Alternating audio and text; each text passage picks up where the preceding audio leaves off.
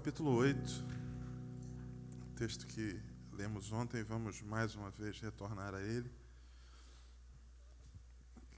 Quero aproveitar enquanto você localiza para agradecer aos irmãos pela recepção tão carinhosa, pastor Newton, toda a equipe de pastoral aqui que nos recebeu tão bem. Estamos retornando logo mais à tarde para Londrina, mas levando essa igreja no coração. Muito obrigado aos irmãos pelo carinho tão grande. João 8, versículo de número 31 a seguir. A palavra do Senhor diz assim: Jesus dizia, pois, aos judeus que criam nele: se vós permanecerdes na minha palavra, verdadeiramente sereis meus discípulos, e conhecereis a verdade, e a verdade vos libertará. Responderam-lhe eles: somos descendência de Abraão, nunca servimos a ninguém. Como podes tu dizer, sereis livres? Respondeu-lhe Jesus: em verdade vos digo, que todo aquele que comete pecado é escravo, servo do pecado. Ora, o servo não fica para sempre em casa, mas o filho sim. Se, pois, o filho vos libertar, verdadeiramente sereis livres. Pai, obrigado pela tua graça, pela tua presença, pela tua palavra, que não é palavra de homens, fútil, passageira, inconstante, mas é palavra do Senhor. O céu e a terra passam, mas ela permanece. E a nossa oração essa manhã é que o Senhor, dono dessa palavra e garantidor dela, fale conosco. Permita, Senhor, que o nosso coração seja envolvido pela tua palavra, que sejamos tocados, edificados, e mais do que terminarmos essa reunião com um possível conjunto de informações, a gente saia daqui, Senhor, com mudanças que alterem a nossa vida para a direção que o Senhor tem para nós. Guarda-nos em Ti, que algumas coisas que aqui sejam ditas sirvam como uma vacina que há de nos proteger, nos preparar para momentos futuros. E outras sejam, Deus, uma ação diretiva Tua para as situações que estamos enfrentando hoje. E ao final de tudo, toda honra, toda glória e todo louvor sejam dados ao único nome que é digno de receber tudo isso. O nome do Teu Filho, o Cristo, que não disse que conhece a verdade, que tem a verdade enquanto algo externo a Ele. Ele disse que Ele é a verdade. A Ele, pois, a glória para todos sempre. Amém e amém. Os irmãos podem sentar-se. Louvado seja o Senhor. Ontem na minha fala, de vez em quando eu me empolgo, acelero aqui no falar, alguns irmãos perguntaram: pastor, o senhor é de onde? Eu sou de nascimento paraibano. Nasci numa cidade chamada Cruz do Espírito Santo, na Paraíba. Com 7 meses de idade eu fui para o Rio de Janeiro e vivi lá até 6 anos atrás. Hoje estou morando na cidade de Londrina, no Paraná. Então essa bagunça aí de passa para cá, passa para lá. Por isso que não me acostumo com frio. Nascido na Paraíba, criado no Rio. Londrina também é muito quente. Essa temperatura aqui para mim já está negativa. Demais. Tenho pedido a minha oração essa manhã: Senhor, manda o teu fogo, Senhor, manda para esquentar a mim, em nome de Jesus. Meus irmãos, ontem à noite a gente parou aí na página 59 do material que vocês têm em mãos, ou pelo menos a maioria dos irmãos. A gente falou sobre a questão da liberdade e tentando diferenciar liberdade de independência. São dois conceitos distintos, embora pareçam semelhantes e sejam muito confundidos. Eu disse a vocês que liberdade, ela pode ser produzida por fatores, ou melhor, independência pode ser produzida por fatores externos. Tem a ver com uma condição, enquanto que liberdade é uma vitória do ser em Deus sobre aquilo que nos apequena, nos aprisiona, nos limita, nos confina. Disse a vocês que é possível que alguém experimente independência, por exemplo, financeira, mas não liberdade interior. Esse alguém pode continuar aprisionado dentro de si, embora tenha dinheiro suficiente para ir aonde queira, um veículo para se deslocar para onde deseja. Ao mesmo tempo que o oposto também é verdade. É possível que a gente tenha em alguma circunstância alguém que não é independente, por conta de fatores que o cercam. Mas esse alguém pode experimentar em Deus liberdade genuína. O interior dele está livre. É o que a gente vai perceber, por exemplo, na figura do apóstolo Paulo, encarcerado em Roma, sabendo que há uma sentença contra ele, os dias da sua partida estão próximos, e ele vai dizer: regozijai-vos no Senhor. Outra vez vos digo, regozijai-vos. Combati o bom combate, acabei a carreira, guardei a fé. Liberdade interior, que legal, posso pregar agora para a guarda pretoriana. Ele não está preso no seu interior. Há algemas que tocam as suas mãos, mas o seu interior está livre. É a realidade que ele experimenta junto com o seu companheiro Silas na prisão. Amarrado, vergões nas costas, uma sentença é dita ao carcereiro: prendam ele com segurança, mas a Bíblia diz que perto da meia-noite eles cantam e oram. Enquanto tem tanta gente que está independente, com as mãos soltas, mas a alma aprisionada e não consegue cantar, o salmista vai dizer, por exemplo, ele faz uma oração, ele diz: tira minha alma da prisão para que eu louve o teu nome. Ele está dizendo que a falta de cântico não é apenas o cerrar dos lábios por conta de uma mordaça, mas pode ser uma condição da alma. A alma aprisionada não consegue se regozijar, não consegue cantar, mas ao mesmo tempo o oposto também é verdade. É possível, como no caso desses dois homens de Deus, estar encarcerados, mas a alma solta. Eles cantam, oram, e a Bíblia diz que o Senhor vai promover libertação externa daquela circunstância para alguém que já está livre interiormente. O coração está pacificado. Isso é extremamente importante. Então, liberdade é uma vitória do ser em Deus. A gente falou uma vitória contra o medo, que tem feito a nossa sociedade se tornar tão refém, gente aprisionada, gente desesperada, gente enclausurada por medos, alguns deles completamente irracionais, um mundo cada vez mais violento que faz com que a gente vá se encolhendo cada vez mais por conta do medo da violência, o medo de uma série de fatores, um mundo que supervaloriza a imagem e o medo, o temor de não ser aprovado ou de não preencher esses requisitos faz com que a gente também vá se apequenando. E aí o Evangelho, a palavra de Deus, vem para nos libertar disso. Eu disse a vocês ontem que o que vence o medo é o amor. Quando a gente se sabe amado, o amor automaticamente joga fora todo medo. Isso é maravilhoso, somente Deus pode produzir isso em nós. Liberdade é uma vitória do ser contra as marcas do passado, aquilo que serve como uma bola, uma bola de ferro que vai prendendo a gente o tempo todo. A vitória ou a liberdade é uma vitória do ser contra a mentira, que enclausura, que diminui os espaços e vai fazendo com que a gente viva completamente cerceado.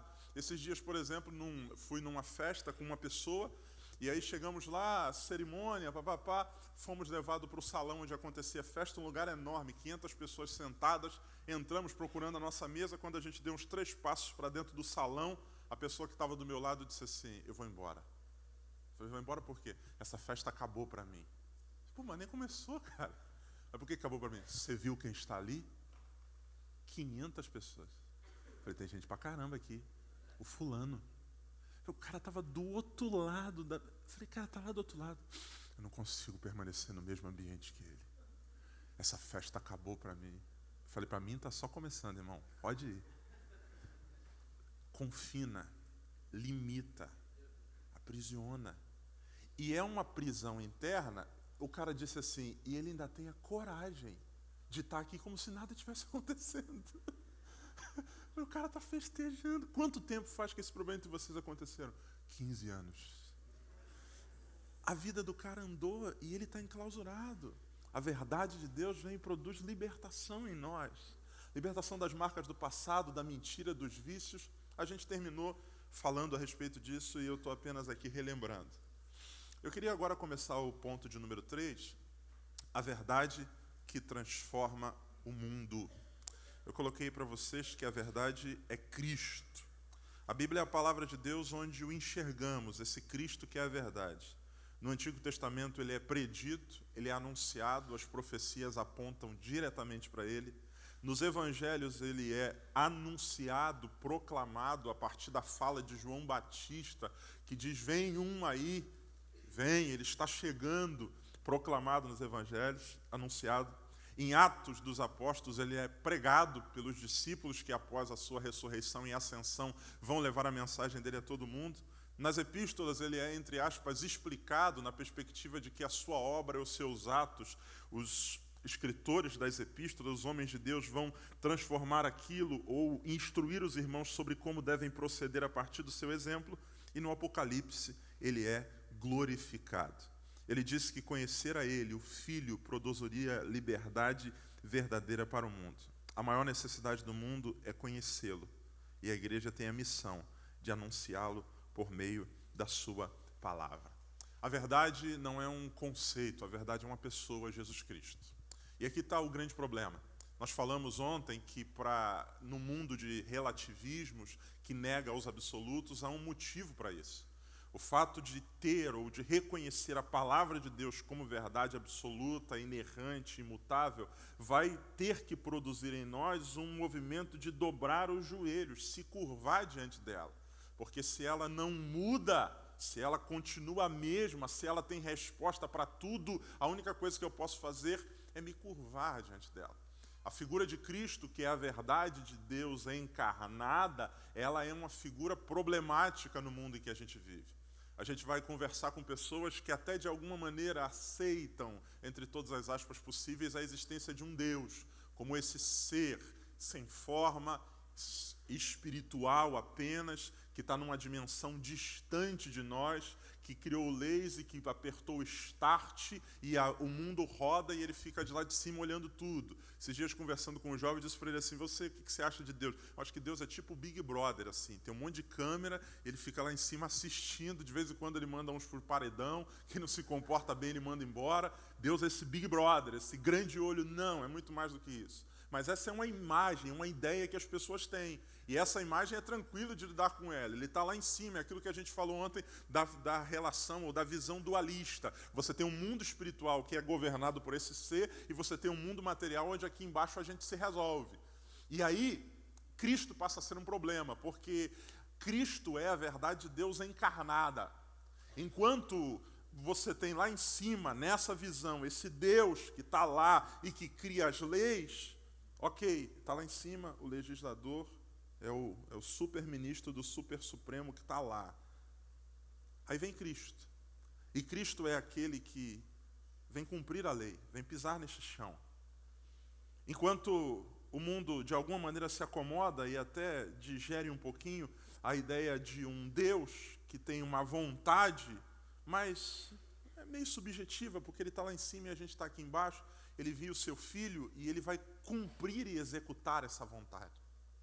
Enquanto a gente tem lá em cima um Deus que vai trazer para nós mandamentos, mas que, esses mandamentos, ok, mas ele está lá em cima, na eternidade, não tem chuva, não tem sol, não tem fome, não tem mudança de governo. Ah, legal, ele falou, mas aí vem Cristo e ele vai se submeter aos mesmos processos humanos. A Bíblia diz que ele vai ser tentado em tudo, ele vai ter fome, ele vai ser perseguido, ele pisa aqui nesse chão. E ele é a verdade de Deus encarnada. A lei que Deus deu, a Bíblia diz que ele veio para cumprir e toda ela termina nele. Ele é o fim da lei, ele é o Cristo. A lei finaliza nele, ele cumpre todos esses requisitos, anda aqui nessa terra. Ele pisa o nosso chão, ele sofre as nossas dores e a Bíblia diz que ainda assim sem pecar. E por causa disso, ele passa a ser o nosso modelo e a nossa referência. E esse é o grande problema do mundo em que a gente vive. No sentido de que assumir que a palavra de Deus, que é Cristo, é real e verdadeira, na figura de Cristo ela toma forma, na figura de Cristo ela passa a viver a nossa humanidade e passa a ser modelo. E esse modelo, para mim, é algo que eu não quero. Por isso, é melhor negá-lo. Por isso, é melhor dizer que ele foi um personagem ou um mito histórico, porque se eu admito que ele pisou nesse chão, que ele era a verdade de Deus encarnada, que ele cumpriu toda a lei do Senhor, de que a sua vida serviu como exemplo, a única coisa que me resta é dizer, eu me arrependo dos meus pecados e quero ser como o Senhor é. O Senhor é um modelo de homem que eu preciso para a minha vida. E isso é intragável. Não é à toa que o apóstolo João, escrevendo, ele vai dizer que o teste que a gente faz para saber se um espírito vem da parte de Deus ou não, é o teste a respeito da encarnação. Ele diz, todo espírito que confessa que Jesus Cristo veio ao mundo em carne, esse espírito é de Deus. Esse espírito que confessa o esvaziamento de Cristo. Esse espírito que confessa que esse Senhor da glória veio viver a nossa vida, morrer a nossa morte, mas ressuscitou. Quem confessa isso é de Deus. O contrário disso é o espírito do anticristo que está agindo. E isso é muito sério. O mundo vai negar a existência de Cristo porque admiti-la na plenitude do que ela é, só há uma coisa que resta, que é curvar-se. É curvar-se.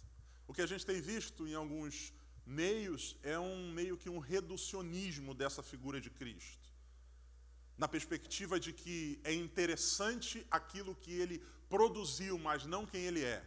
Ele é interessante enquanto fonte de conhecimento para algum ramo. E aí você tem livros como Jesus, o maior psicólogo que já existiu, A Dieta de Jesus, o que Jesus comia, aprendendo com Jesus sobre empreendedorismo, Jesus aprendendo com Jesus sobre como criar filho. A ideia é do seguinte: eu pego dele a informação, mas não encarno, procuro imitar a pessoa.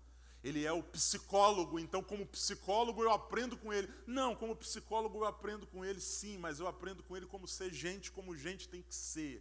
Ele me ensina como viver a minha vida, ele me ensina a como eu devo caminhar. Ele é a verdade de Deus para mim. Isso é uma realidade que precisa estar muito viva e clara no nosso coração. O nosso modelo de verdade é Cristo. Esse Deus encarnado que caminhou aqui serve para nós como referência. Ele pode produzir em nós consolação por meio do seu Espírito, pelo fato de ter vivido aqui. Existe uma diferença entre dois termos que foneticamente se assemelham, ou se aproximam, que é consolação e conselho. O que vem a ser conselho? Conselho é a orientação para evitar a dor. Um conselheiro nada mais é do que alguém que passa para o outro uma orientação para que a dor possa ser evitada. Olha, não faça isso, porque se você fizer, você vai se machucar. Ou não siga por aqui, porque senão isso vai acontecer. Eu, por exemplo, com meu filho, digo para ele, não coloque o dedo na tomada, porque se você colocar, vai dar choque. É uma orientação para evitar a dor. Isso é conselho. Conselho a gente dá com muita profusão. Só que existe uma outra coisa que é o consolo. E o consolo não é a orientação para evitar a dor. O consolo é a ação graciosa de Deus em meio à dor. Porque muitas vezes o conselho não é atendido e a dor se instala. E quando a dor se instala, a gente não precisa de um novo conselho, a gente precisa de consolo. Beleza, não era para botar o dedo na tomada, e agora que eu botei, o que eu faço? Não era para eu ter saído sem cinto, e agora que eu saí me machuquei, como é que eu resolvo? O conselho não funciona, a gente precisa de consolo. Eu aprendi a diferença entre conselho e consolo num velório que eu fui de um pastor chamado Agostinho da Luz. O pastor que cuidou de mim assim que eu comecei os meus passos na fé. Ele tinha 1,51 m de altura, pastor Agostinho, um homem de Deus. Ele tinha um filho, também pastor, chamado Alcemir da Luz. Pastor Agostinho veio a falecer e, sabendo da notícia, fomos em direção ao lugar onde o corpo dele estava sendo velado. Eu entrei no carro junto com outro pastor chamado Maurício e fomos para lá. Eu estava começando a caminhada no ministério e no meio do caminho pensando, meu Deus, eu vou chegar lá, o Alcemir vai estar na porta, o que eu vou dizer para o Alcemir? Como é que a gente consola um filho que acabou de perder o pai? E no meio do caminho eu fiquei tentando lembrar de todos os textos bíblicos, de todas as referências a respeito de morte, vida, ressurreição, consolo, e me muni daquilo. Eu falei, vou ser o primeiro, que aí eu já chego, já falo. Quando eu entrei no velório, ele realmente estava na porta recebendo as pessoas, eu o cumprimentei e disse, meu amado, porque a Bíblia diz que aqueles que morreram em Cristo ressuscitarão primeiro. A Bíblia diz que preciosa é aos olhos do Senhor a morte dos seus santos. E comecei a falar todos os versículos que eu tinha de cor, de cabeça, falando. E você sabe aquela sensação horrível de que não está fazendo o menor sentido para quem está ouvindo? Tipo assim, eu já sei. E no desespero, ao invés de parar, eu ia falando mais. Fazendo uma exegese textual, falando. E aquilo foi me batendo um desespero, porque a fisionomia dele continuava a mesma. Depois de alguns minutos ali naquele processo, o pastor que estava atrás de mim, falei, Deus abençoe, pastor Maurício. Me afastei. Esse pastor Maurício, ele é um pouquinho mais alto do que eu. Quando ele chegou perto do Alcemir, que é tão baixo quanto o pai, 1 metro e pouquinho, ele chegou perto do Alcemir, se ajoelhou na frente dele, os dois ficaram praticamente na mesma altura. Ele abraçou ele e disse assim no ouvido dele, eu sei exatamente o que você está sentindo, porque eu já perdi meu pai.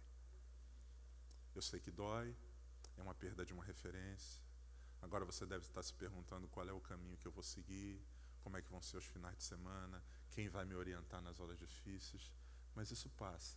Foi falando, e os dois, e ele, o enlutado, começou a chorar. E ele falando ali, abraçando o pastor. Quando ele terminou aquele momento que se levantou, a fisionomia do enlutado estava diferente. O semblante mudado. Naquele dia eu aprendi a diferença entre conselho e consolo. Conselho é a orientação para evitar a dor. O consolo é essa ação graciosa de Deus no meio da dor. Depois que a dor se instalou, o Senhor, nosso Deus, Ele nos dá conselho por meio da sua palavra. Mas em Cristo e no seu Espírito a gente tem também consolo. Ele diz para nós, evite, fuja da dor, mas uma vez que ele se instala, uma vez que ela vem, ele que é o nosso Pai, ele que esteve aqui, ele que a Bíblia diz, o escritor de Hebreus, que é um sacerdote que se compadece porque conhece a nossa fraqueza, ele nos consola em nome de Jesus. Ele sabe o que é padecer, ele foi afrontado e por isso ele conhece exatamente aquilo que a gente necessita. Então em Deus, por meio de Cristo, a gente tem a verdade genuína, não apenas enquanto informação, mas enquanto vivência. É o Deus que nos consola, o Senhor de toda a glória, que esteve entre nós, e o que o mundo faz a todo momento é tentar negar isso.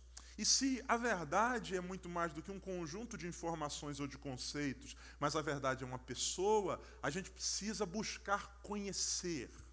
E aqui vai uma coisa que eu acredito que seja muito significativa, que é nós, ao mesmo tempo que estudamos com ênfase, com desejo, com vontade a palavra de Deus, e devemos ser uma igreja cada vez mais dotada, preocupada com ferramentas, em obter ferramentas apologéticas, em desenvolver ações que possam esclarecer a mente das pessoas, a gente não pode esquecer que Cristo, a verdade de Deus, é uma pessoa.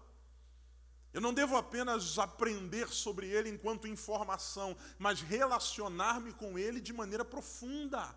O que a gente precisa anunciar para esse mundo é muito mais do que uma informação a respeito de Cristo, mas convidá-los a curvarem-se diante de Cristo, abraçarem a Cristo, renderem-se a Cristo e experimentá-los na sua vida.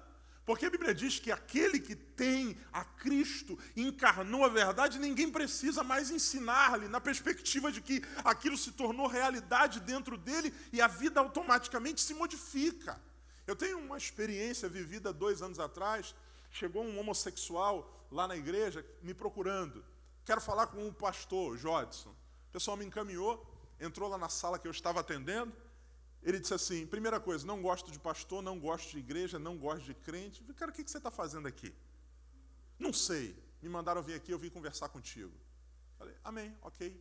O que você precisa? Contou para mim a história dele, abusado por um obreiro da igreja quando era criança, uma confusão louca. Eu falei para ele, o que você espera? Não sei. Eu falei, então tá bom, vamos fazer uma coisa?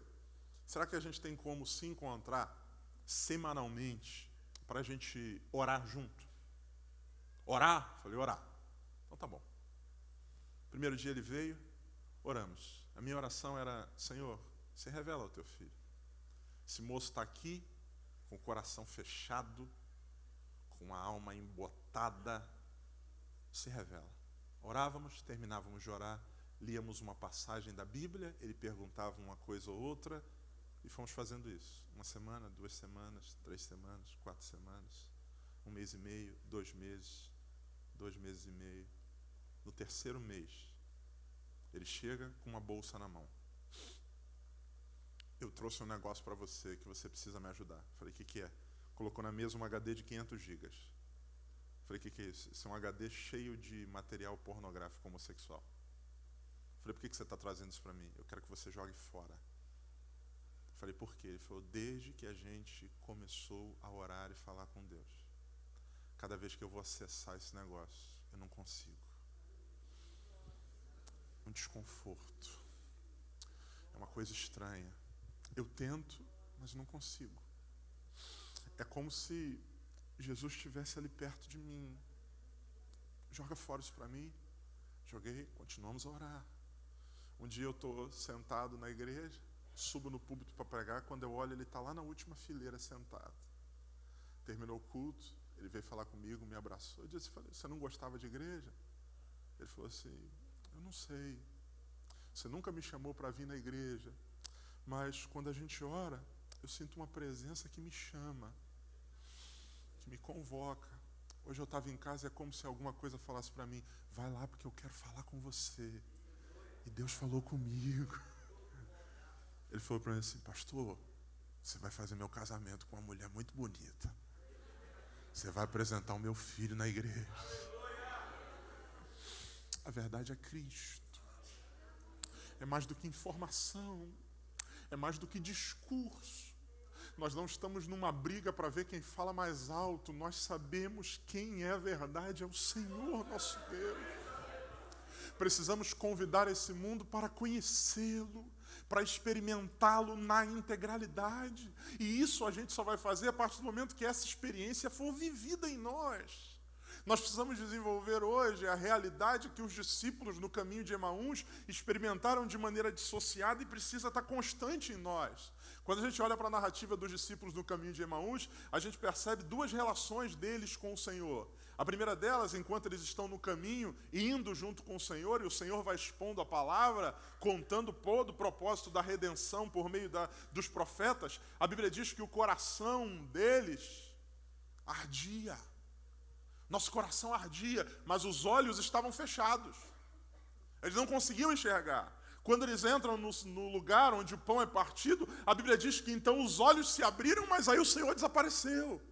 Essa dualidade de gente com o coração que arde num momento e em outro momento com a mente iluminada. Deus nos chama para viver com a mente iluminada e o coração aquecido. Eu enxergo, eu discerno, mas ao passo que discerno, isso não me esfria. Quanto mais eu conheço e quanto mais a mente se abre, quanto mais eu conheço a palavra, mais o coração queima. Porque não é informação, é Deus entre nós, é a verdade de Deus. Isso é importante. O problema é que durante algum tempo isso foi dissociado. Os pentecostais ficaram conhecidos como o povo do coração aquecido, os tradicionais como a galera da mente iluminada. Em Cristo nós devemos buscar essa dupla realidade. Eu sei quem Ele é e por saber quem Ele é, um fogo arde dentro de mim. É o Senhor da minha vida, é o Deus da glória, é aquele que me salvou, é aquele que me resgatou, é esse Senhor. Essa experiência que a gente vai ver descrita no encontro de Deus com Gideão. Gideão é um cara que Deus tem um propósito para ele, mas esse propósito não pode se concretizar enquanto ele não conheça Deus de fato. Porque o que Gideão é? Gideão é um cara apenas determinado. Determinado. O bicho está pegando Israel, os midianitas estão vindo e arrebentando com tudo, ele cheio de determinação, pega um pouco de trigo, bota debaixo do braço e diz, eu vou salvar o trigo para minha família. Ele vai para um lagar que não é o lugar devido para isso, e lá ele começa a malhar o trigo. O que a gente tem visto são pessoas determinadas no mundo. O cara que, não, vamos lá, eu vou empreender, só que esse é o problema. Essa determinação vai gerar nada mais, nada menos do que uma preocupação consigo mesmo. O que você está fazendo, Gideão? Malhando trigo. Para quem? Para minha família. Eu quero resolver o meu problema. Eu quero salvar a minha vida, eu quero preservar aquilo que é meu. Me preocupa muito, eu trabalho com jovens, é o meu ofício principal. Eu vejo uma galera preocupada em salvar a sua própria vida. O que você está fazendo da vida? Não, pastor, estou fazendo o curso tal. Não, vou ganhar dinheiro, o negócio é manter. Eu quero ter um carro, quero ter um iate, quero ter um helicóptero, eu quero para mim, gente malhando trigo para si. Deus olha e diz assim, esse cara tem força, ele tem disposição, mas ele não me conhece. Porque não me conhece, falta para ele um propósito diferente. Deus envia um anjo, uma manifestação teofânica, aparece diante de Gideão e diz assim, o Senhor é contigo, tá? Ele olha e a resposta de Gideão é fantástica. Ele diz assim, se o Senhor é conosco, por que nos sobreveio tudo isso? E o que é feito de todas as suas maravilhas que os nossos pais nos contaram? Quando Gideão diz isso, ele está expressando qual é o nível de conhecimento que ele tem de Deus. Ele diz assim, eu conheço o Senhor. O Senhor é aquele das maravilhas que os nossos pais nos contaram. Para Gideão, Deus é uma informação transmitida pelos pais. Eu ouvi que ele abriu o mar vermelho, eu ouvi que ele tornou as águas que eram amargas em doces. É uma referência, os meus pais contaram para mim. Só tem um problema, informação contra informação gera confusão. Ele diz assim, eu ouvi falar que ele é bom, mas o momento que eu estou vivendo é ruim. Eu ouvi falar que ele governa, mas hoje tem um império que está acabando com a gente. Eu ouvi falar que ele é provedor, mas hoje está faltando tudo, e é por isso que eu estou com esse pouco de trigo aqui. Informação contra informação gera confusão. Ele diz, o Se o Senhor é conosco, por que sobreveio tudo isso? Só informação não é o suficiente. Porque informação, se Deus é apenas informação, o diagnóstico do câncer também é informação. E aí é informação contra informação. Se Deus é apenas informação, a notícia da demissão também é informação. Se Deus é apenas informação, eu piro quando no primeiro semestre de faculdade, numa determinada aula, o professor de literatura pega, levanta uma Bíblia e diz assim: isso aqui é lixo. Lixo. A turma inteira se cala. Alguns sabiam que eu era crente, olharam para mim e diz assim: o que você acha? Eu falei assim: esse lixo mudou minha vida. Mudou. Como disse o cego, a única coisa que eu sei é que eu era cego e agora vejo. Mudou minha história. É mais do que informação. Gideão está ali com o seu conjunto de informações na cabeça. Eu sei que... E aí isso gera confusão. Aí Gideão vai ter um encontro com a presença de Deus. O anjo chega do lado dele e diz assim: não é apenas informação. Eu vim aqui para falar contigo. Eu vim no lugar da tua dor. Eu vim no lugar onde você estava querendo se esconder. Eu vim te encontrar para dizer para você que eu tenho um propósito muito maior. Eu não estou afim de que você termine os teus dias salvando apenas a tua família. Eu quero levantar você para ser um instrumento para libertar Israel. Ele diz assim: é? Então tá bom. Espera só um minuto. Eu quero ver se é o Senhor que está falando comigo. Entra, pega uma oferta, coloca em cima de uma pedra. A Bíblia diz que o anjo estende o cajado e sobe fogo da pedra e consome. Gideão, que conhecia apenas os feitos, conhece a presença e agora conhece o poder. E quando ele conhece o poder, ele diz assim: ai de mim. Aí o Senhor olha para ele, e até então Gideão estava se relacionando por meio de um anjo. Aí o versículo diz que o Senhor disse a Gideão: paz seja contigo, não morrerás. Aí ele constrói um altar e diz: o Senhor é paz. E a vida desse homem muda. Um encontro profundo com a realidade de Deus. Nós precisamos disso, amados. Nós precisamos, em nome de Jesus, entender que Deus não é apenas informação, Ele é real. Ele é poder, Ele é vida, Ele é encontro, é o Deus que deseja relacionar-se conosco.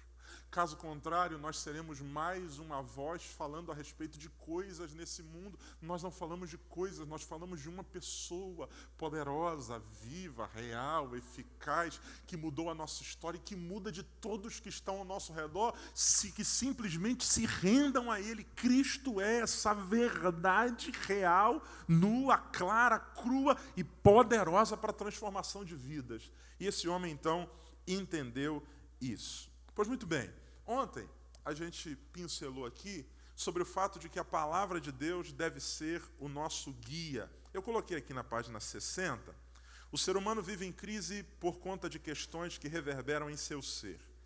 Pelo menos 5 perguntas. De onde viemos? Por que o mundo está desse jeito? Será que é a solução? Como posso ser restaurado? E como tudo termina? Essas perguntas são simples de serem respondidas a partir do quê? Da Bíblia. De onde viemos? Criação. Nós não somos frutos de uma explosão cósmica, do Big Bang, não. Criação. Há um Deus que nos criou. Por que o mundo está desse jeito? Queda, pecado, rebelião contra Deus. Qualquer coisa que a gente esteja vendo de negativa tem a sua gênese nisso. Será que é a solução? Sim, Calvário, cruz e ressurreição. A cruz é a vitória, a ressurreição é o desfile do vitorioso. Sim, tem solução, por meio de Cristo isso acontece. Como posso ser restaurado? Entregando minha vida a Jesus Cristo. Como tudo termina? Na eternidade com Ele. Perguntas que o mundo tem se encafifado, mas que são simples de serem respondidas a partir da palavra de Deus. O problema é que muitas vezes nós estamos nos distanciando da palavra de Deus. E por isso a coisa tem ficado tão complicada e tão confusa. Ouça o que eu vou dizer a vocês. Ontem a gente citou isso, inclusive, e hoje eu quero ir um pouquinho mais além. O mundo elegeu para si como árbitro no tempo pós-moderno em que a gente vive, a cultura com o politicamente correto como sendo esse aferidor do que é certo ou não. Então, a cultura passa a ser esse elemento que vai distinguir o que é correto ou não a partir dessa ferramenta que é o politicamente correto. Só tem um problema: a cultura não pode ser aferidora, porque ela, como produção humana, ela também foi afetada pelo pecado. Não é a cultura quem interpreta a Bíblia, é a Bíblia que interpreta a cultura. Não existe nenhuma cultura que possa passar para além dos princípios do que a Bíblia diz. A Bíblia é normatizadora em todos os contextos culturais. Não há nenhuma prática antibíblica que possa ser valorizada apenas pelo fato de ser dito como manifestação cultural. A Bíblia vai além de tudo. Os céus e a terra passam, mas ela não pode passar. E a gente precisa tomar muito cuidado com isso, porque uma das coisas que tem sido disseminada no nosso meio é a ideia de nós lermos a Bíblia, e isso não é contextualização, isso é desconfiguração da palavra, no sentido de que eu devo pegar a Bíblia e distorcê-la para que ela possa se adequar ao meio cultural, ao entendimento cultural que a gente está vivendo. Não deve ser assim. Não existe nenhuma cultura que esteja acima da palavra de Deus. É ela que normatiza, ela que tem resposta, ela que diz o que é certo ou errado em todas as culturas. Eu estou, por exemplo, envolvido com um movimento que tem acontecido no Brasil de luta pela preservação das crianças indígenas. Há no Brasil, em tribos hoje espalhadas por esse país, crianças que são sacrificadas todos os dias, pelo fato de terem nascido com algum tipo de deficiência física, pelo fato de terem algum tipo de retardo mental. Algumas dessas crianças, elas são colocadas num buraco e enterradas vivas. E sabe qual é a grande discussão que está instalada em algumas esferas do nosso país? É de que isso é uma manifestação cultural, que não pode haver nenhum tipo de interferência externa do homem branco, porque aquilo é uma manifestação da cultura. Gente, cultura? Não, isso é um atentado contra a vida. Aquela criança que está indo para aquela cova, eu não posso permitir ou aplaudir a morte dela como aquilo sendo uma manifestação cultural. A Bíblia diz que o Senhor é Deus da vida. A Bíblia diz que Deus não faz acepção de pessoas. A Bíblia é clara ao dizer: não matarás, ainda mais por um motivo fútil como esse. Existem hoje pessoas e movimentos que estão recolhendo essas crianças, adotando-as, gente que tem investido para conseguir salvá-las e tentando alterar de alguma maneira esse cenário, essa realidade. Culturalmente é aceito, mas biblicamente não é aceito. Não é. E nós precisamos entender isso, senão a gente vai absorvendo isso muitas vezes sem perceber. E vamos colocando a Bíblia em segundo lugar em nome da preservação dessa cultura que nos cerca. A cultura é afetada pelo pecado e a Bíblia é o instrumento de Deus para a correção dos nossos rumos.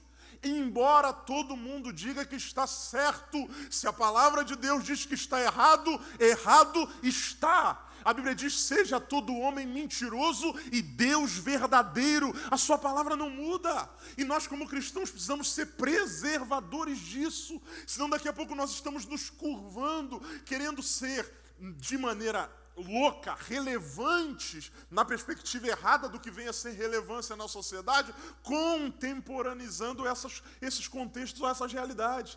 E por conta da pressão cultural, vamos cedendo. Irmãos, nós somos o povo da resistência. Nós somos os 4 que não se curvaram na Babilônia. Nós somos os 3, nós somos aqueles que têm o 4º homem conosco. Nós somos aqueles que somos a referência nesse tempo de loucura que o mundo está vivendo. E a palavra de Deus precisa ser o nosso guia. A sexualidade sadia é definida a partir dos princípios da palavra de Deus. A criação de filhos sadia é definida a partir dos princípios da palavra de Deus. As relações são definidas a partir dos princípios da palavra de Deus. Ela é a verdade. E se nós não atentarmos para isso, nós estamos complicados. Eu trabalho com juventude. Eu atendi esses dias uma mãe que está permitindo que a filha durma com o namorado em casa, crente. Minha irmã, não, pastor, porque o senhor sabe como é que está o mundo, e se a gente não deixar acontecer aqui, acontece lá fora. Eu falei, não, mas a senhora é uma serva de Deus. Mas, pastor, o senhor sabe como é que é essa juventude de hoje em dia? Essa juventude de hoje em dia é uma coisa, a Bíblia de sempre é outra coisa. Eu preciso, em nome de Jesus, valorizar os princípios da palavra de Deus, senão nós estamos fadados ao caos. Senão nós vamos nos desconfigurar e vamos perder o nosso rumo. E a Bíblia diz que quando a gente deixa de salgar, só tem um destino.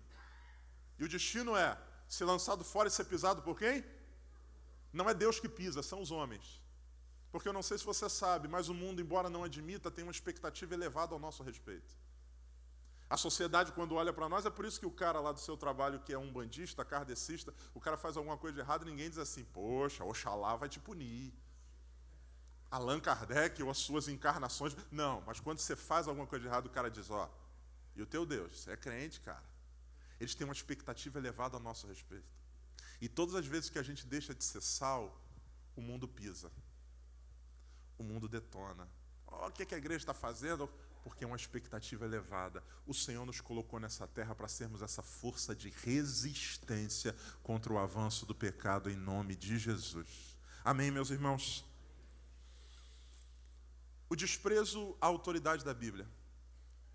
Sob a desculpa de que somos pentecostais, muita gente não considera que o estudo aprofundado das Escrituras seja tão importante. É o que eu falei da dissociação entre mente iluminada e coração aquecido.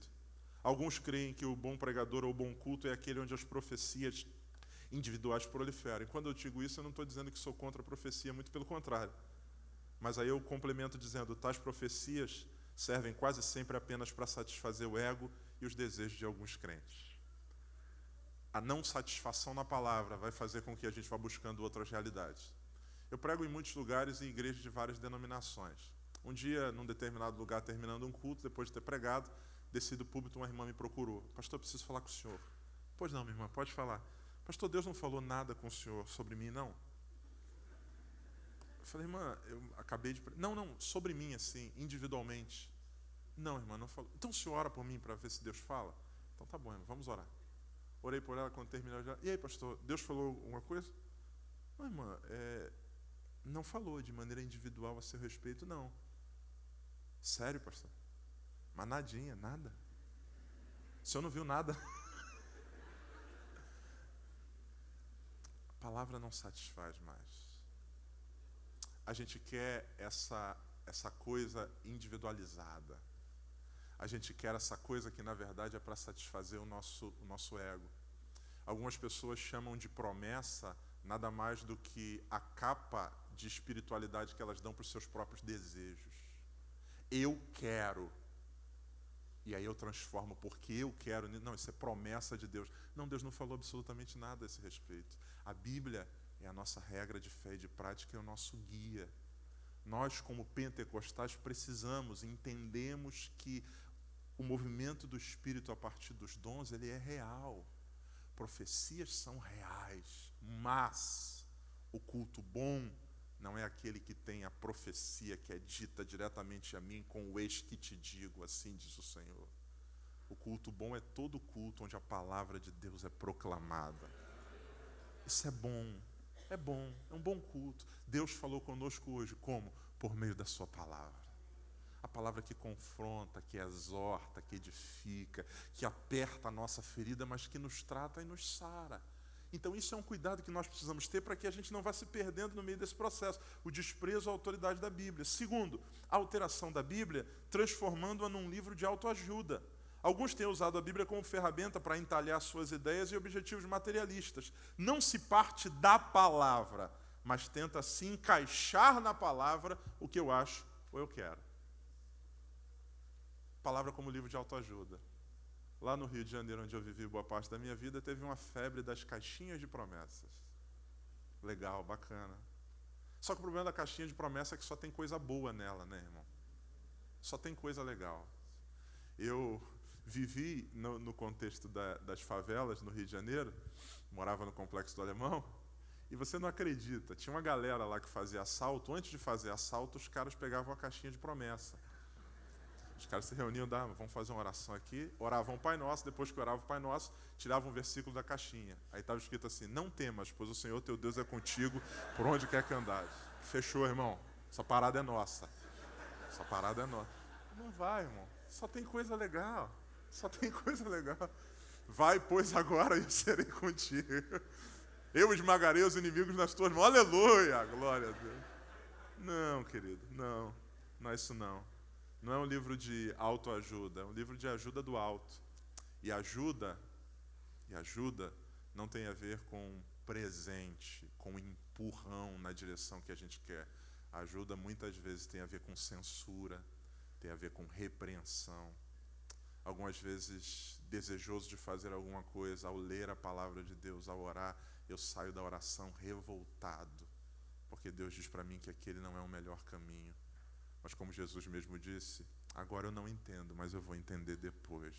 E me submeto e me curvo diante da palavra de Deus.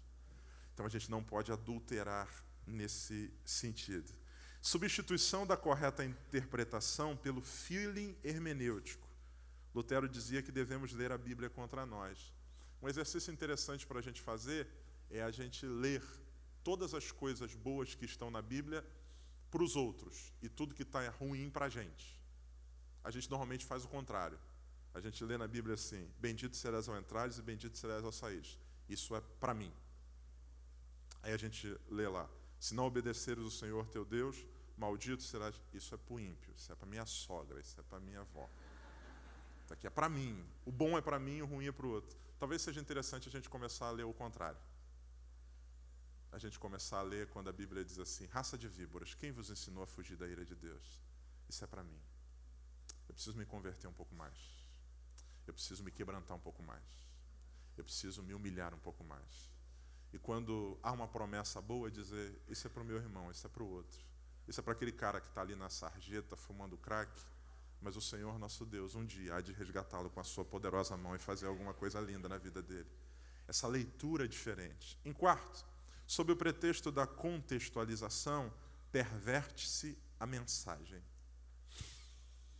Ouça com muita atenção, irmãos. Há um movimento muito estranho e perigoso de perversão da palavra de Deus. A gente fica espantado com algumas coisas que temos ouvido. E uma das coisas que a gente precisa entender é que dificilmente alguém vai ter a coragem, a cara de pau, a macheza de dizer assim: eu não acredito na Bíblia. O que o cara vai fazer normalmente é partir da Bíblia para propagar as suas mentiras. Porque se ele diz a Bíblia não é verdade, a gente se arma, a gente se fecha. Mas se ele começa lendo um texto bíblico, se ele usa a Bíblia como premissa ou como base para aquilo que ele quer colocar, a gente muitas vezes vai se desarmando. E quantas vezes ela é usada como essa introdução, mas o que vem a partir dela é completamente danoso. Eu quero ler com vocês um texto que está no livro de Gênesis, capítulo de número 37.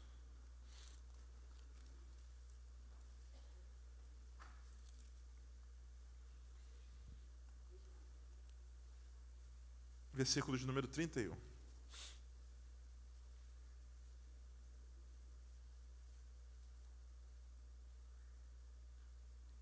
Gênesis 37, 31.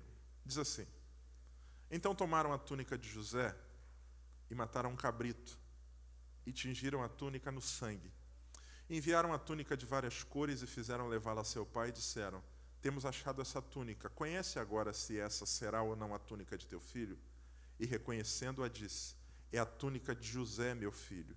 Uma fera o comeu e certamente José foi despedaçado. Então Jacó rasgou as suas vestes, pôs sacos sobre os seus lombos e lamentou ao seu filho muitos dias. Percebam, essa história é conhecida. Os irmãos de José o odeiam, querem matá-lo, depois descobrem que isso não vai dar muito certo, a intervenção de Rubens acontece. E aí o que eles fazem? Eles vendem José como escravo para uma caravana que estava passando e que vai em direção ao Egito. Só que agora eles têm um problema para administrar. E qual é o problema? O que a gente vai dizer? O que eu vou dizer lá em casa?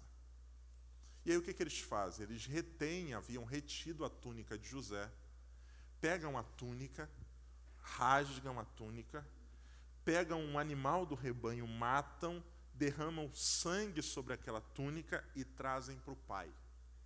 Quando chegam diante do pai, eles dizem assim: vê se essa é ou não a túnica do teu filho. Quando Jacó pega a túnica e olha, ele diz assim: é a túnica de José.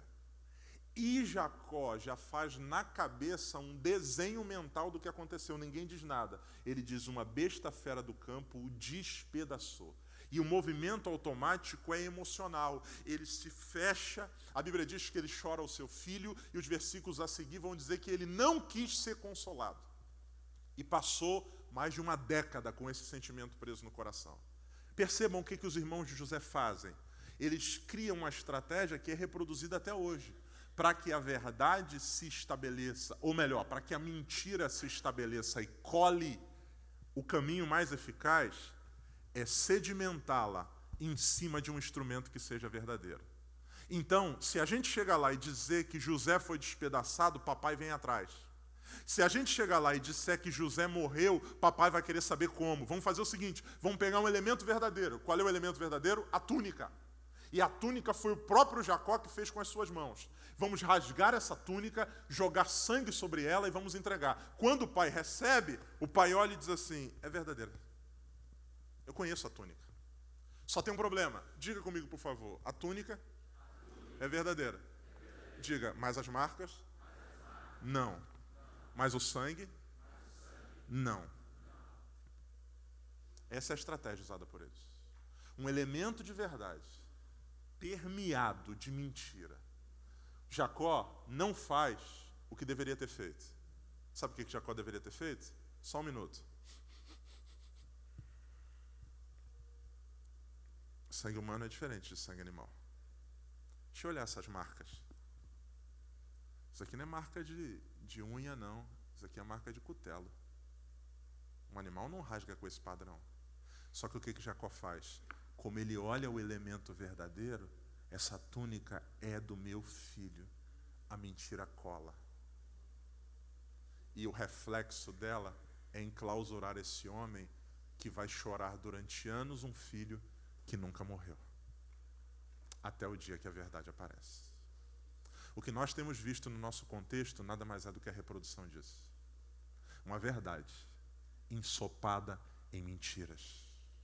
Uma verdade travestida de mentira. E nós precisamos estar muito atentos a isso, amados. Porque a principal arma do falso profeta é a dissimulação. Dissimular. Ele vai fazer, ou ele vai se formatar de tal maneira que, ao mesmo tempo que a gente tenha um certo estranhamento, a imagem é conhecida. Pô, essa túnica, cara, a túnica do meu filho, velho. Oh, morreu José. Mentira! É necessário que nós exercitemos todos os dias esse exame constante. É aquilo que a igreja de Bereia fazia, e quem pregava em Bereia não era o Jodson, quem pregava em Bereia era o apóstolo. Se eu vou para um culto onde Paulo ou Pedro está pegando, nem Bíblia eu levo, irmão. Eu levo gravador, pendrive, computador, boto 15 para gravar. Fala, Paulo, fala. Pode falar, não, pode falar. O que você falar, eu acredito, porque esse cara teve com o Senhor se revelou a ele. Os irmãos de Bereia ouviam eles falando, e a Bíblia diz que quando terminava, eles iam consultar nas Escrituras. Uma santa desconfiança. Uma santa desconfiança que faz com que a gente vá conferir se de fato o que foi dito é verdadeiro. Caso contrário, a gente se torna massa de manobra. Ligue a sua televisão, acesse alguns canais na internet, você vai ver o cara dizendo, abra a sua Bíblia, e aí o cara faz a leitura de um texto. Só que o que vem depois do texto, irmão, é uma verdadeira maluquice. E quanta gente que está batendo palma para isso e engolindo isso. Quanta gente que está como Jacó, afetada emocionalmente por uma mentira que vem impregnada. Há um texto muito interessante na história de Josué e do povo de Israel, que é a relação deles com um povo chamado Gibeonitas. Os gibeonitas são sensacionais. Os gibeonitas são grandes artistas. A Bíblia diz que eles querem fazer uma aliança com Israel porque eles sabem que vão morrer, que Israel vai passar pelo território e vai detoná-los. E aí o que eles fazem? Eles montam uma estratégia. A estratégia é o seguinte: vamos nos aproximar de Josué. Vamos ler esse texto? Josué, capítulo de número 9.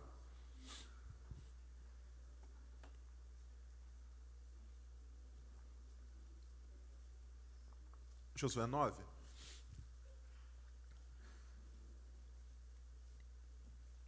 Versículo de número 2.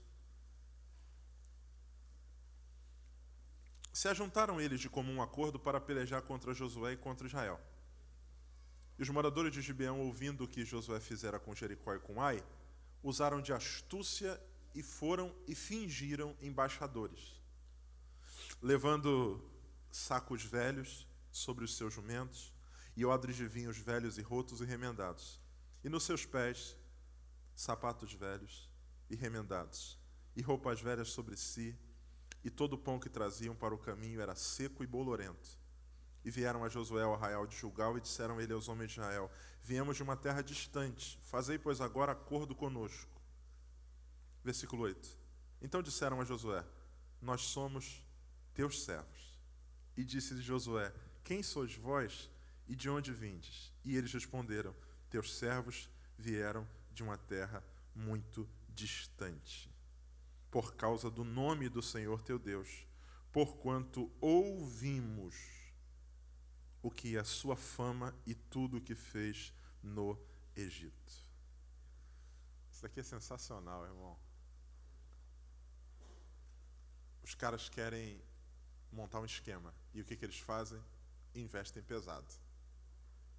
Se vestem com roupas todas rasgadas, arrumam um monte de saco velho, pegam as sandálias daquelas havaianas que a gente põe um prego embaixo, toda zoada, metade comida, metade não, e vão ao encontro de Josué com um monte de pão velho. Quando chega perto de Josué: nós viemos fazer uma aliança, nós viemos de uma terra distante. Josué diz assim: quem são vocês? Rapaz, viemos de muito longe. Você tem uma ideia, quando a gente saiu de casa, esse sapato era novo. Verdade, é o que o texto diz. Quando a gente saiu de casa, esse pão era fresquinho, cara. Compramos na padaria. Olha aqui, pá, pá, pá. Eu me lembro de um irmão que tinha, numa igreja que eu congregava, uma época de obra na igreja, construindo o templo, tinha um multirão. E esse irmão, ele chegava sempre lá na obra por volta de 5 horas da tarde. Terminando, todo mundo quase indo embora, ele chegava e daqui a pouco ele sumia. Chegava e daqui a pouco sumia. Entrava, a gente via ele entrando e depois não via por onde ele saía. 5 horas da tarde, nunca trabalhou um dia, o miserável. Eu, curioso do jeito que eu sou, um dia segui esse irmão. A hora que ele entrou, eu saí atrás dele. O que ele fazia? Depois que ele chegava, ele entrava, passava lá onde tinha o restante do material da construção, pegava e jogava. Pegava cimento, pegava caco de tijolo e passava na roupa, sujava a cara. Depois saía e ia embora para casa. Ia embora para casa. E eu olhei aquilo e falei: rapaz, que mentiroso. Outro dia na igreja, chega ele e a esposa. Aí, eu que não sou bobo nem nada: ô, meu irmão, como é que o senhor está? Tudo bem? O irmão tem vindo sempre aí no mutirão, né? Aí ele falou: é. A esposa falou: pastor, coitado, acho que semana que vem ele não vai vir, que ele falou que está tão cansado. Tem trabalhado tanto. Os gibeonitas fazem isso. Os gibeonitas querem passar uma imagem para os israelitas, e principalmente para Josué, distorcida. O que eles querem? Quando eles colocam sandálias velhas, eles querem que Josué acredite que eles têm mais estrada ou mais caminho do que eles realmente têm. Nós andamos muito para chegar até aqui, quando na verdade eles tinham andado apenas poucos quilômetros, porque Gibeão ficava a 10 quilômetros a noroeste de Jerusalém, fingindo ter mais estrada do que realmente tem. Eles colocam roupas velhas e o objetivo deles é passar uma imagem de necessidade que não possuem. Eles trazem pão velho para dizer que lhes falta provisão, quando na verdade eles têm abundância. Eles querem criar essa imagem para que os israelitas se compadeçam deles. Chegam diante de Josué e dizem: a gente quer fazer uma aliança. E a primeira coisa que eles fazem é uma fala de subserviência. Nós somos teus servos. Josué, somos teus servos. Estamos aqui dispostos. Queremos te servir. Sério, sério. E tem mais. Nós viemos aqui por causa do teu Deus. Aleluia. Josué olha e diz, os caras são crentes, irmão.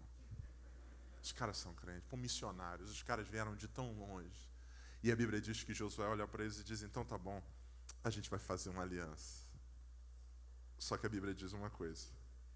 Versículo de número 14 de Josué 9.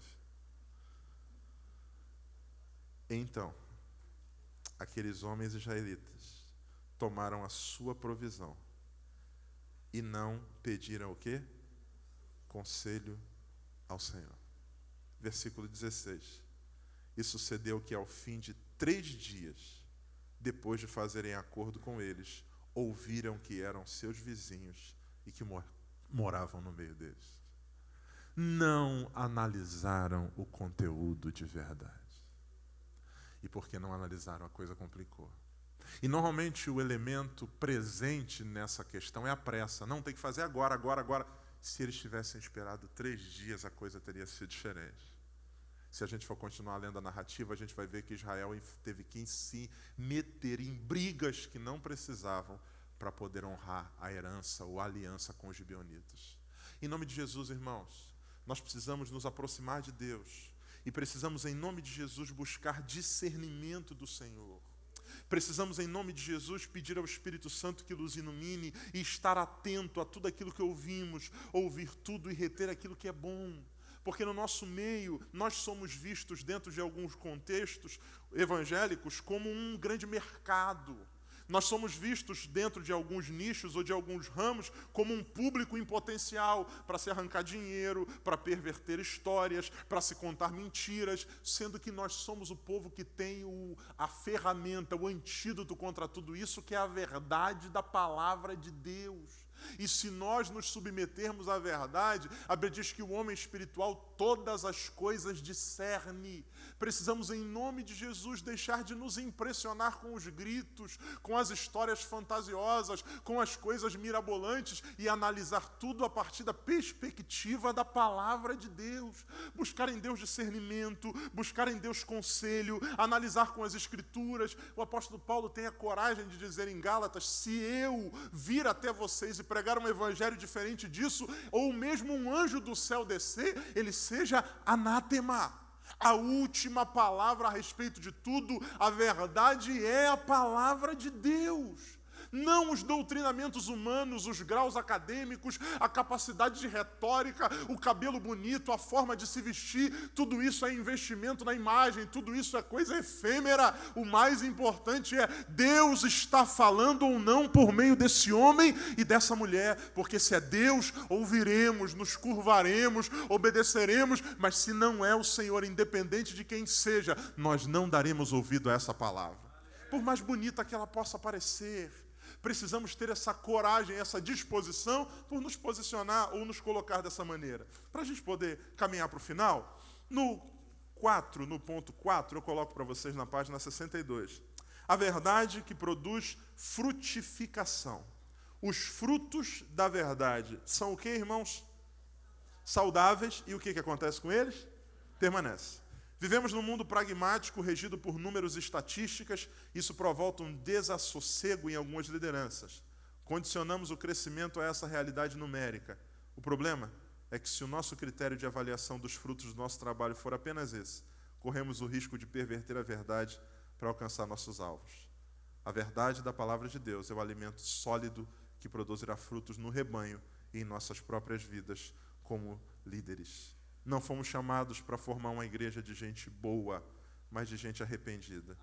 O que Deus busca em nós são frutos dignos de arrependimento. A exposição à palavra propicia crescimento e comunhão com o Espírito Santo, que gerará o fruto dele em nós. Acreditamos que a palavra de Deus é suficiente para produzir o crescimento que a gente busca? Precisamos acreditar nisso. Precisamos acreditar que a palavra tem todos os nutrientes que a gente precisa. Ela é o pão vivo que desceu do céu. Precisamos acreditar que ela tem as respostas de que necessitamos para os rumos que vamos tomar na nossa vida. Precisamos acreditar nisso. Na minha realidade, lidando com os jovens, o que eu tenho percebido é que muitas vezes nós não acreditamos que a palavra de Deus é o suficiente. E nós estamos dando a muita gente de comer alimento que não é sólido, acreditando que eles não têm capacidade para digerir isso, ou que isso não lhes dará a firmeza necessária para continuarem diante do Senhor. Amado, não é assim. A palavra de Deus é o suficiente para a gente se manter de pé. Uma igreja bíblica, uma igreja comprometida com a palavra, ela gera frutos. Talvez num primeiro momento eles não serão explosivos no que diz respeito a crescimento, mas eles serão permanentes. Não se abala. Eu contei um pouquinho ontem do meu testemunho, eu sou fruto disso. Eu sou filho de uma mãe doente e de um pai usuário de drogas. Com 35 anos já estava com início de cirrose hepática. Uma família completamente enlouquecida, uma família completamente desestruturada. O que mudou a minha vida foi a exposição à palavra de Deus. Eu disse a vocês ontem que eu ganhei uma Bíblia que começava em Deuteronômio e terminava em 1 Timóteo. Quando minha mãe se converteu a Cristo, eu fiz um pedido para ela: mãe, queria tanto ter uma Bíblia nova. Eu disse: meu filho, a gente não tem condições de comprar. Falei: mãe, eu queria aprender mais sobre a Bíblia, a senhora me explica? Ela diz: eu não sei direito. Faça o seguinte, sente na sua cama todos os dias. Antes de ler, ore e peça para Deus explicar a Bíblia para você. E foi isso que eu fiz. Dobrava os joelhos e dizia: Senhor, minha mãe não sabe me ensinar o que está aqui, mas se for o Senhor que escreveu isso aqui, senta do meu lado e me diz. E essa palavra, plantada no meu coração, foi o que me fez dizer não ao tráfico de drogas, mesmo morando no Complexo Alemão. Essa palavra de Deus no meu coração fez o que me fez permanecer, foi o que me fez permanecer. A palavra de Deus é suficiente. Vamos pregar a palavra, amados. Vamos amar a palavra de Deus. Vamos ler a palavra de Deus com avidez. Vamos ter a palavra de Deus como nosso alimento diário e constante. Vamos ter essa palavra como substrato que a gente precisa para permanecer de pé. Vamos pautar a nossa vida pelo que a palavra de Deus diz, em nome de Jesus. Senão, no meio desse caminho, a gente pode se perder de maneira quase que irrecuperável, a menos que o Senhor vá e nos resgate. Precisamos, em nome de Jesus, aplicar essa palavra no nosso coração. Vivemos num tempo de muitas novidades, vivemos num tempo de muita badalação, vivemos num tempo onde cada dia surge uma coisa nova, uma forma diferente, uma maneira diferente. A Bíblia diz que assim seria, mas a Bíblia diz que do mesmo jeito que essas coisas surgem, elas também passam. O que permanece para todo sempre é a palavra de Deus. Os fundamentos de Cristo são eternos, a sua palavra é a verdade, que é o que nos sustenta, nos mantém firme. Jesus disse que quem constrói a sua vida sobre essa palavra pode sofrer o maior nível de pressão. Ele diz que caiu a chuva, pressão de cima para baixo, transbordaram os rios, pressão de baixo para cima, sopraram os ventos, pressão dos lados, mas essa casa não caiu. E não caiu não é porque ela era uma casa super especial, não. Ela não caiu porque ela estava sobre o alicerce correto, e o alicerce correto é a palavra de Deus a nós. Que em nome de Jesus, a gente encarne isso, viva isso como realidade plena. Jesus disse que a santificação que a gente busca está na sua palavra. Ele diz: Pai, santifica-os na verdade, e a tua palavra é a verdade. É a palavra de Deus que produz em nós santidade. Santidade não é um movimento que eu consigo autogerar, eu consigo ter a santidade de Deus expressa em mim a partir do meu contato com Ele. Jeremias capítulo 13, Deus faz uma ilustração muito interessante por Jeremias para explicar o que é santidade. Ele diz assim: Jeremias, compre um cinto de linho novo. E Jeremias comprou um cinto de linho, e o linho é símbolo da pureza. O mesmo cinto que os sacerdotes usavam em algumas cerimônias. Deus diz assim: pega esse cinto e coloque sobre a sua cintura. E ele coloca, e Deus diz assim: anda com o cinto pela rua aí. E o Jeremias começa a andar com aquele cinto bonitão de linho. Aí Deus diz para ele assim: andou bastante, andou. Agora faz o seguinte, tira esse cinto. O Jeremias tira, e aí Deus diz para ele, agora pega esse cinto e leve lá no Eufrates. Leve lá no rio. Na fenda entre duas pedras, você pega esse cinto e enterra. O Jeremias foi lá e enterrou o cinto. Depois de um tempo, Deus diz para ele, vai lá e pega o cinto de novo. Quando ele vai, que ele abre aquele espaço onde havia escondido o cinto para poder tirar, ele diz assim, o cinto estava apodrecido. Deus diz assim, diga para Israel que a relação deles comigo é assim. Esse cinto tão bonito de linho, ele só se mantém íntegro se ele estiver grudado no homem. Assim como o cinto se apega aos lombos do homem, assim eu quero me apegar a Israel. Mas Israel se afastou de mim. Santidade é uma relação de proximidade com Deus. Quanto mais junto dele, quanto mais junto da sua palavra, a gente se mantém íntegro. Caso contrário, se a gente se desloca, se a gente se afasta, a gente não consegue manter isso, a gente vai apodrecendo. Vai apodrecendo na nossa espiritualidade vazia, vai apodrecendo na nossa religiosidade, vai acreditando que os nossos dogmas construídos são mais valiosos, e a gente vai apodrecendo. Tem gente morrendo, existem igrejas morrendo, porque foram se afastando do Senhor e da sua palavra, acreditando que assim conseguiriam manter a sua estrutura, acreditando que assim conseguiriam manter-se íntegros, e com o tempo aquilo vai deteriorando. Santidade é uma relação de proximidade com o Senhor e com a sua palavra. Quanto mais próximo dele, o Senhor vai me santificando. A Bíblia diz que a gente vai sendo lavado pela água da palavra e vai se parecendo a cada dia mais com o nosso Senhor e Salvador Jesus Cristo. Em nome de Jesus, o meu clamor hoje, para você e para mim, é que a gente se aproxime e se apegue à palavra de Deus, amados. Que em nome de Jesus ela seja o nosso alimento. Que em nome de Jesus ela seja valorizada no ambiente da nossa casa. Que em nome de Jesus ela seja repartida no meio dos nossos queridos. Que em nome de Jesus isso aconteça. Nós temos perdido muito dessa disciplina de aproximação com a palavra de Deus. Vivemos num tempo de muita informação, onde o nosso tempo tem sido roubado por uma série de coisas que nos cercam. A gente tem que pôr as nossas séries em dias na Netflix, a gente tem um monte de mensagem no WhatsApp para responder, a gente tem os nossos contatos no Facebook, a gente tem o Instagram que está bombando, a gente tem os sites que a gente gosta de ler, a Copa está para começar, tem um monte de coisa acontecendo ao nosso redor, e se a gente bobear, isso vai roubando de nós o tempo necessário para a gente se alimentar desse pão genuíno. E se a gente for se afastando, a gente não consegue se manter íntegro, a gente vai apodrecendo, a gente vai se deteriorando, a gente vai caindo pelo meio do caminho. O pão do Senhor é a sua palavra, que nos sustenta, que nos mantém de pé. Que em nome de Jesus, a palavra de Deus não seja negligenciada no nosso meio, amados. Que em nome de Jesus a palavra do Senhor não seja pervertida no nosso meio, muito pelo contrário, que ela tenha de fato a primazia entre nós, porque ela é a verdade de Deus. Os céus e a terra passarão, mas essa palavra não é de passar. Você pode fechar seus olhos.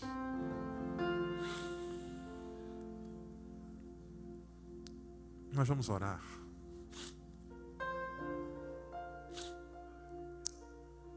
E propositalmente reservei alguns minutos a mais para esse tempo de oração. Desde ontem, nós estamos dizendo que a palavra é Cristo. Ele é a verdade de Deus encarnada. E por meio da Escritura a gente pode conhecê-lo. No Apocalipse, a Bíblia diz que ele passeia no meio das igrejas. Nessa oração, eu quero orar em primeiro lugar por mim, pedindo a Deus que me ajude a permanecer grudado nele. Me ajude a permanecer preso a ele.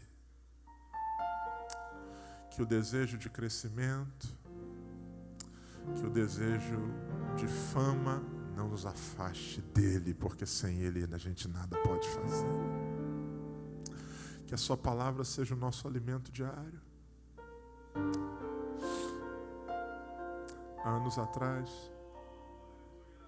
uma querida irmã procurou um pastor amigo e disse para ele: pastor, eu tenho um problema que eu queria que o senhor orasse. Tem um espírito demoníaco que está agindo na minha vida. Pastor, irmã, que espírito é esse? Pastor, todas as vezes que eu pego a Bíblia para ler, eu durmo. É o espírito do sono. O pastor olhou para ela e disse: a senhora não tem o espírito maligno. O que está acontecendo com a senhora é uma coisa boa.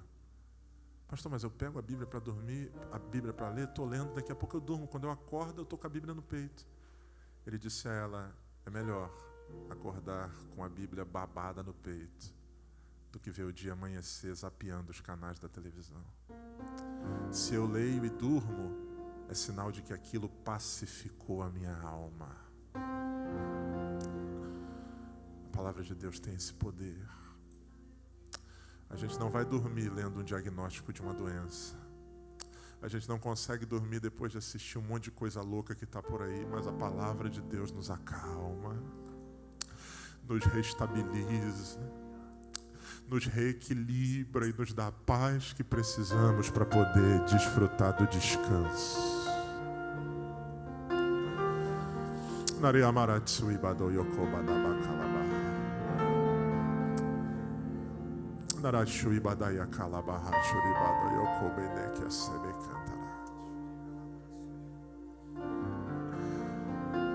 Dá-nos fome, Senhor, da Tua palavra.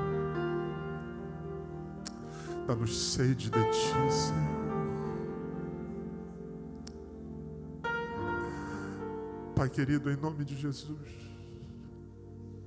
eu tenho plena certeza que a minha forma de expressar, a estrutura das frases que eu construo, não tem a menor capacidade de produzir o que o Senhor quer na vida dos meus irmãos. Mas o Teu Espírito Santo pode. A verdade não é um conceito. A verdade não é uma ideia. A verdade não é um dogma religioso. A verdade é uma pessoa. Cristo. O amado da nossa alma. O mais formoso entre os 10.000. O desejado do nosso coração, Pai. Senhor, não permita, em nome de Jesus, que a gente se afaste da Tua palavra. Não permita, Senhor. Não permita, Deus, que a gente se perca no exercício do nosso ministério. Não, Senhor. A verdade é inegociável. A Tua palavra é eficaz. Se ela for pregada com verdade, haverá transformação. Se ela for exposta com verdade, haverá libertação. Se ela for exposta com verdade, haverá crescimento. Porque o mundo precisa de alimento sólido.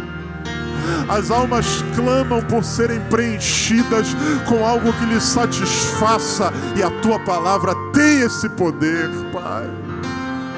Em nome de Jesus, Senhor, não permita, Deus, que a gente se afaste dela. Livra-nos de usá-la como base para as nossas maluquices. Livra-nos de ensopá-la nas nossas mentiras e enganos. Livra-nos de usá-la como sustentáculo das nossas ideologias humanas. Ela se basta. O Senhor deu a Elias água e pão, sem recheio, sem mortadela, sem cobertura, água e pão. E a Tua palavra diz que ele caminhou 40 dias. A Tua palavra é suficiente, Deus.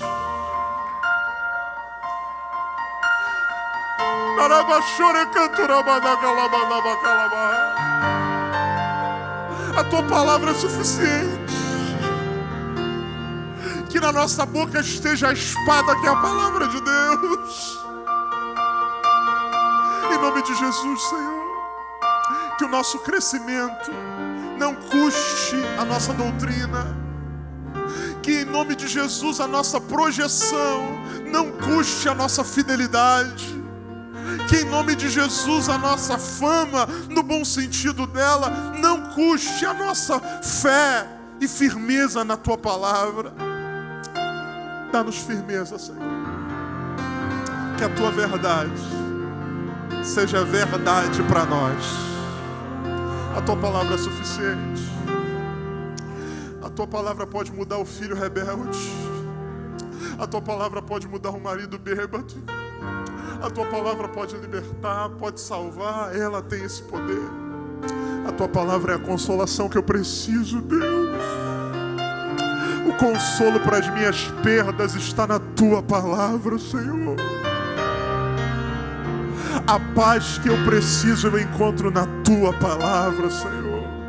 A direção que eu preciso eu encontro na Tua palavra, Senhor. Não permita que a gente se afaste dela, em nome de Jesus.